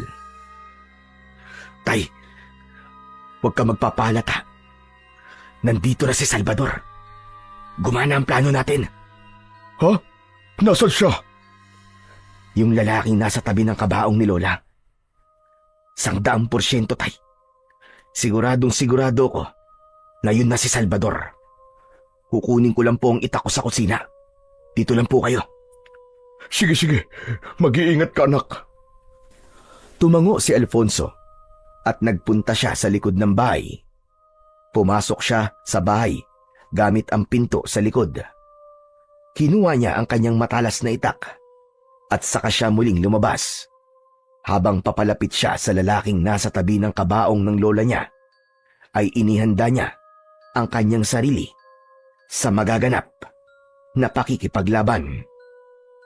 "Salvador! Sa wakas, nagpakita ka na ring diablong buwang ka!" Marahang lumingon ang lalaki at nang humarap yon kay Alfonso, ay nakumpirma niyang si Salvador ngayon. Alfonso! Ang apo ni Isabel! Nakikiramay ako sa pagkamatay ng iyong lola. Marahil, ayan na ang karma niya dahil sa pagpapalayas niya sa angkan namin noon. Anong sinasabi mong karma? Kung may kakarmain man, ay ikaw yon at hindi si Lola. At anong ginagawa mo rito, ha? Alam ko na. Kukunin mo ang katawan ni Lola at papalitan mo ng puno ng saging. Wala ka na bang ibang alam gawin? At talaga bang naniniwala ka na patay na si Lola Sabel? Teka, anong ibig mo sabihin? Gunggong, hindi pa patay ang lola ko. Pinalabas lang namin na patay siya para lumitaw ka sa pinagtataguan mong animal ka. At hindi nga kami nagkamali. Tignan mo, at nandito ka na parang isang gutom na aso. Bumakas ang gulat sa muka ni Salvador.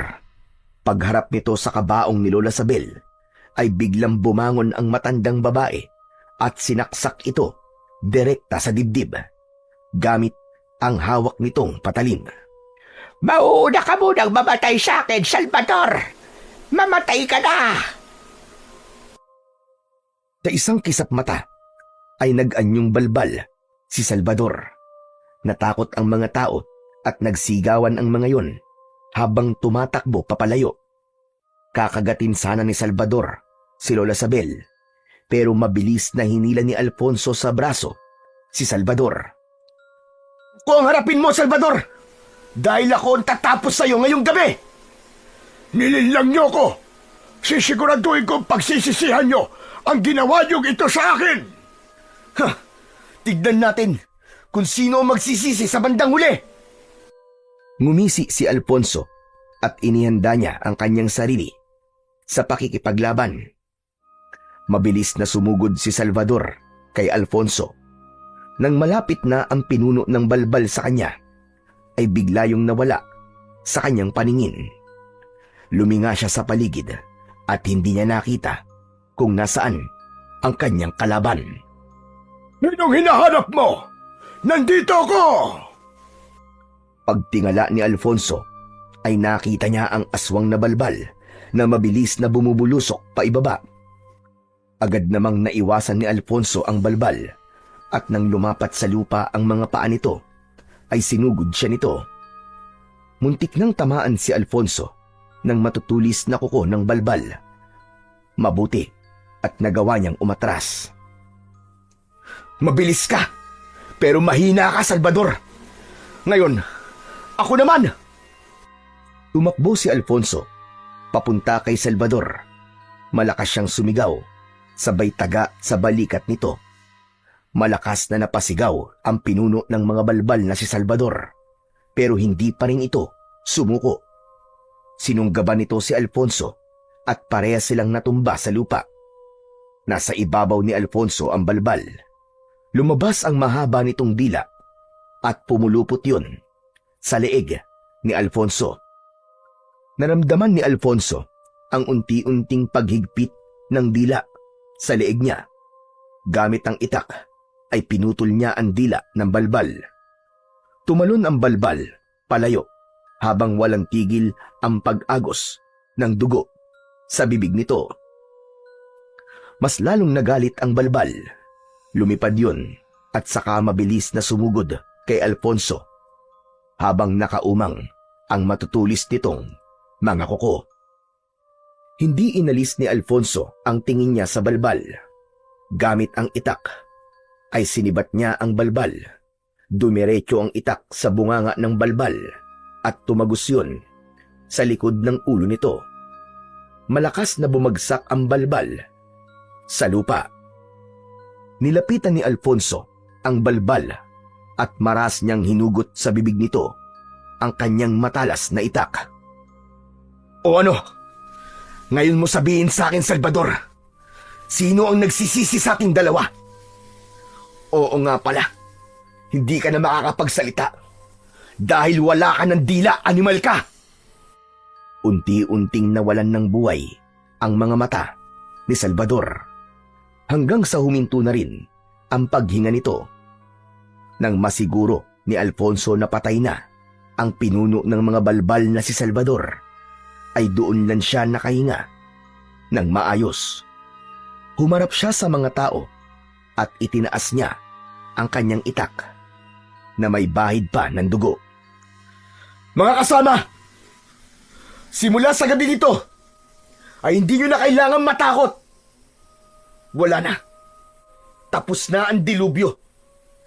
Patay na si Salvador. Napabagsak na natin ang angkan ng mga balbal. Naluluwang nagpalakpakan ang mga tao. Masayang lumapit sina Eric at Mang Ruel kay Alfonso. Anak, nagtagumpay ka. Ang galing mo. Maraming salamat, anak, dahil pinalaya mo kaming lahat sa takot na matagal nang bumihag sa amin. Grabe ka, tol.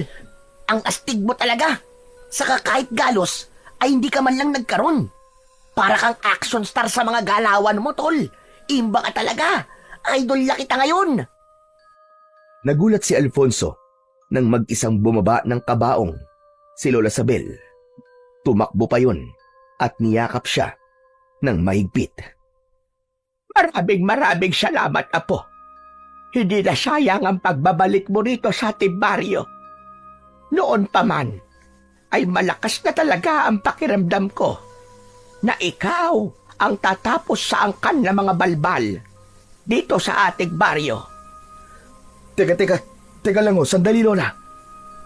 Totoo ba yung nakita ko? Bumaba kayo sa kabaong ng mag-isa. At saka paano kayo nakatakbo ng mabilis papunta sa akin? Hindi ba't mahina na ang katawan nyo? Ano nangyari? Nay, siguro panahon na para sabihin nyo kay Alfonso ang totoo. Teka tay, ano pong totoo? Apo, huwag ka sanang magagalit. Pero ang totoo ay wala naman talaga akong sakit. Hindi rin mahina ang aking katawan dahil malakas pa ako sa kalabaw. Ano? Paano wala kang sakit? Tignan nyo nga po ang katawan nyo. Ang payat-payat nyo kumpara nung bago ako umalis dito. Oo, nagkaroon na ako ng sakit noon. Trangkaso, halos 1 linggo kong nilalagnat ng mataas. Nawalan din ako ng ganang kumain at yun ang dahilan ng aking pagkapayat. Simula nang gumaling ako sa trangkaso, ay hindi na rin bumalik ang dati kong katawan.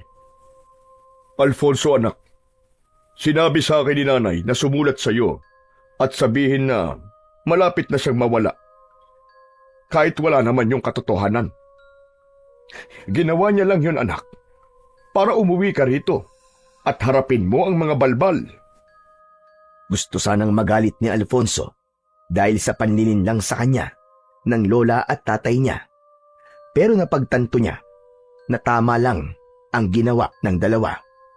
Kung hindi niya kasi nalaman na malapit nang mawala ang lola niya, ay hindi talaga siya uuwi sa baryo nila. Apo, sige na. Kung galit ka ay ayos lang sa akin. Maiintindihan naman kita. Sa totoo lang, Lola, ay gusto ko pong magalit sa inyo. Pero naisip ko po na dapat po ako magpasalamat.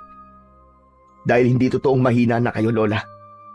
Saka alam ko po na magandang intensyon nyo kung bakit nyo ako niloko. Maganda rin po na tapos na ang pamimerwisyo ng mga balbal dito sa ating baryo. At least, pagbalik ko sa Maynila, ay kampante na ako na ligtas kayo rito. Kahit hindi nyo ako kasama. Maraming salamat, Apo. Sobrang saya ko dahil sa sinabi mo. Pero, Apo, ibig palang sabihin ay babalik ka pa rin sa Maynila. Paano na ang tungkulin mo sa iyong anting-anting? Pasensya na po kayo. Pero sa Maynila ko po kasi talaga gustong manirahan. Pero wag po kayo mag-alala. Dahil mas dadalasan ko na po ngayon ang pagdalaw sa inyo rito. Kung sakali po na may mga aswang ulit na manggulo dito, ay handa po akong ipagtanggol muli ang ating baryo. Nangangako po ako sa inyo na kahit wala ko rito, ay patuloy ko pa rin gagampanan ang aking tungkulin bilang bagong tagapangalaga ng inyong anting-anting. Nakangiting tumango si Lola Sabel. Hindi na ito nagsalita, pero ramdam ni Alfonso ang pagpayag nito sa kanyang naging desisyon. Magaan ang loob ni Alfonso nang bumalik sila ng kaibigan niyang si Eric sa Maynila. Sa wakas ay tapos na ang gulo at tahimik na ulit ang baryo nila. Wala na ang mga balbal na matagal nang nagdulot ng takot sa mga tao roon. Napagtanto rin ni Alfonso na kahit na anong gawin niya, ay hindi niya kayang iwasan ang pagiging antingero dahil yun ay bahagi na ng pagkatao niya. Nangako siya sa kanyang sarili na sa oras na muling may panganib na dumating sa kanilang baryo, ay handa siyang muling bumalik doon upang muling makipaglaban. Batid niyang ang kapalaran niya ay ang maging tagapagtanggol laban sa mga nilalang ng kadiliman.